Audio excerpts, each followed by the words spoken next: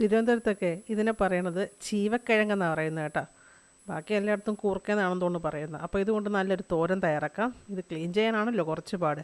അപ്പോൾ ക്ലീൻ ചെയ്താൽ ഇതുപോലെ ഒന്ന് കട്ട് ചെയ്ത് വെച്ചിട്ടുണ്ട്. ചെറിയ ഉള്ളി തന്നെ ചേർക്കുക കേട്ടോ.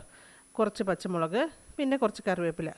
അരപ്പിനായിട്ട് 1/2 കപ്പ് തേങ്ങ, 1/4 ടീസ്പൂൺ മഞ്ഞൾപ്പൊടി, 1/4 ടീസ്പൂൺ മുളക് പൊടി, 1/2 ടീസ്പൂൺ ജീരകം, 1/2 ടീസ്പൂൺ കുരുമുളക് പൊടി കൂടെ ചേർക്കണം കേട്ടോ. പിന്നെ കുറച്ച് വെളുത്തുള്ളി, കറിവേപ്പില എല്ലാം ഒന്ന് ചതച്ചെടുത്താൽ മതി. ഒരു ചട്ടി അടുപ്പത്ത് വെച്ച് ചൂടാക്കി വെളിച്ചെണ്ണ ഒഴിച്ച് കടുക് പൊട്ടിക്കുക. അരിഞ്ഞു വെച്ചിരുന്ന ചേരുവകൾ മൊത്തം അങ്ങോട്ട് ചേർത്ത് കൊടുക്കുക കേട്ടോ. കൂർക്ക വെള്ളത്തിൽ വേവിക്കരുത്. ഇങ്ങനെ എണ്ണയിൽ വഴറ്റിയെടുക്കുന്നതാണ് നല്ലൊരു ടേസ്റ്റ് കിട്ടുന്നത്. അപ്പോൾ പാകത്തിന് ഉപ്പും കൂടെയൊക്കെ ചേർത്ത് നന്നായിട്ടൊന്ന് അടച്ചു വെച്ച് വേവിക്കുക. കൂർക്ക 1/4 ഭാഗം ഒന്ന് വെന്ത് വരുമ്പോഴത്തേക്കും നമുക്ക് ചതച്ച് വെച്ചേക്കുന്ന അരപ്പ് കൂടെ ചേർത്ത് കൊടുക്കാം. അപ്പോൾ അരപ്പും കൂടെ ചേർത്ത് നന്നായിട്ടൊന്ന് തട്ടി പൊത്തി അടച്ച് വെച്ച് വേവിക്കുക. അരപ്പിൻ്റെ പച്ച ചുവയൊക്കെ മാറി വരുമ്പോൾ നന്നായിട്ടൊന്ന് ഇളക്കി തോത്തി എടുത്ത കൂർക്കത്തോരൻ റെഡി.